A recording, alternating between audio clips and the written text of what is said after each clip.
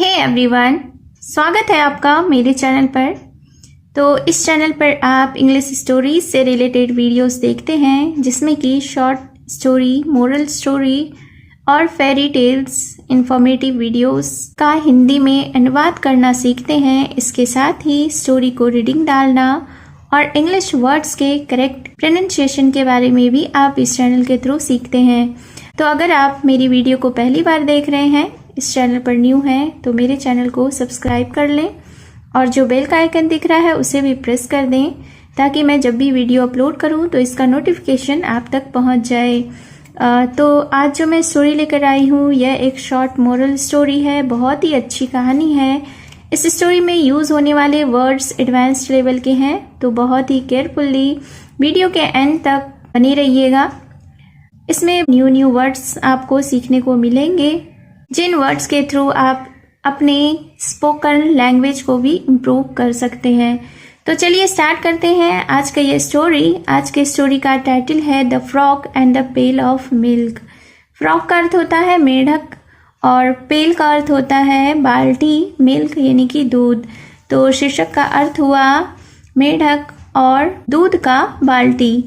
So let's begin the story. Once upon a time there was a farm. Once upon a time यानी कि एक समय की बात है। There was a farm. Farm का अर्थ होता है खेत। एक खेत था। A frog also lived on the farm. Also का अर्थ होता है भी। Lived यानी कि रहता था। तो एक मेढक भी खेत पे रहता था। One day he was hopping around the farmyard. Hopping का अर्थ होता है फुदकना या कूदना। Around यानी आसपास या चारों तरफ। farmyard का अर्थ होता है खेत के पास का घेरा। फिर एक दिन क्या हुआ कि वह खेत के पास का जो घेरा था उसी के चारों तरफ कूद रहा था, फुदक रहा था। He became somewhat careless. Somewhat यानी कि कुछ हद तक या कुछ देर के लिए। केयरलेस यानी लापरवाह। तो वह कुछ हद तक लापरवाह हो गया।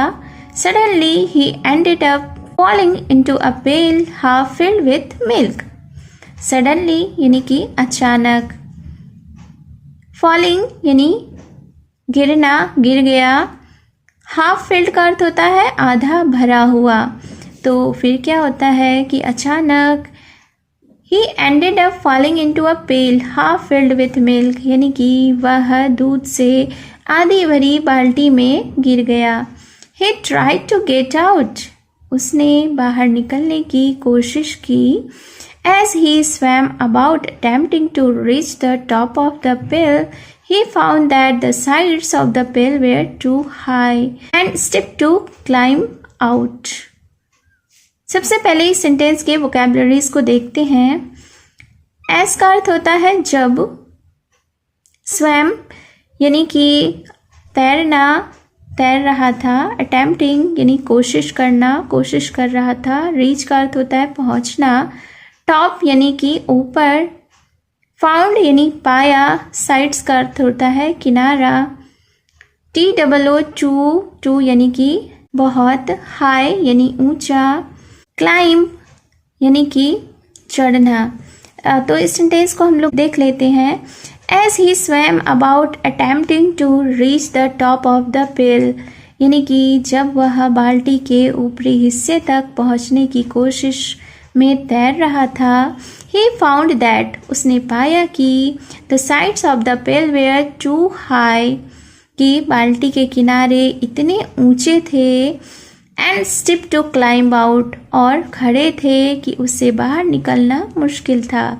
He tried to stretch his back legs to push off the bottom of the pail but found it too deep. Stretch का अर्थ होता है फैलना। बैक लेग्स यानी पीछे के पैर। पुश ऑफ का अर्थ होता है धक्का देना। डीप का अर्थ होता है गहरा। तो इस सेंटेंस को हम लोग देख लेते हैं। He tried to stretch his back legs to push off the bottom of the pail. उसने बाल्टी के नीचे से धक्का देने के लिए अपने पिछले पैरों को फैलाने की कोशिश की, but found it too deep, लेकिन इसे बहुत गहरा पाया। But he was determined to get out. Determined का अर्थ होता है दृढ़ निश्चय। डिटरमाइंड यानी कि दृढ़ निश्चयी था। बट ही वॉज डिटरमाइंड यानी कि लेकिन वह दृढ़ निश्चयी था टू गेट आउट, बाहर निकलने के लिए। He did not give up and continue to struggle. Give up यानी हारना, हार मानना।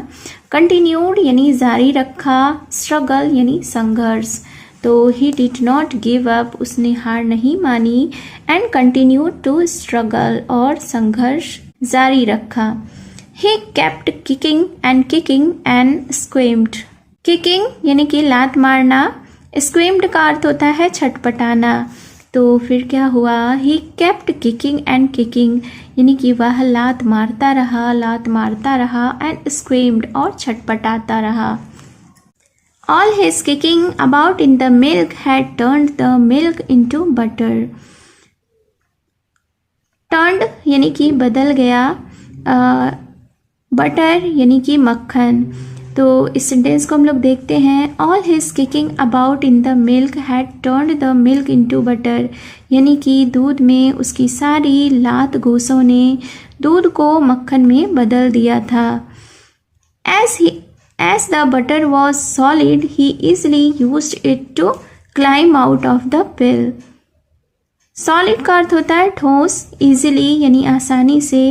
तो फिर क्या होता है कि चूंकि मक्खन ठोस था, as the butter was solid, चूंकि मक्खन ठोस था, he easily used it to climb out of the pill, यानी उसने आसानी से बाल्टी से बाहर निकलने के लिए इसका इस्तेमाल किया। His hard work had paid off after all. Hard work यानी कठिन परिश्रम या मेहनत। After all का अर्थ होता है आखिरकार। तो आखिरकार उसकी सारी मेहनत रंग लाई। Moral of the story is hard work always pays, यानी कि मेहनत हमेशा सफलता देती है। So it was the story. आपको यह स्टोरी कैसी लगी कमेंट में ज़रूर बताएं। तो मिलती हूँ मैं फिर से एक न्यू इंटरेस्टिंग स्टोरी के साथ। Till then take care and bye bye.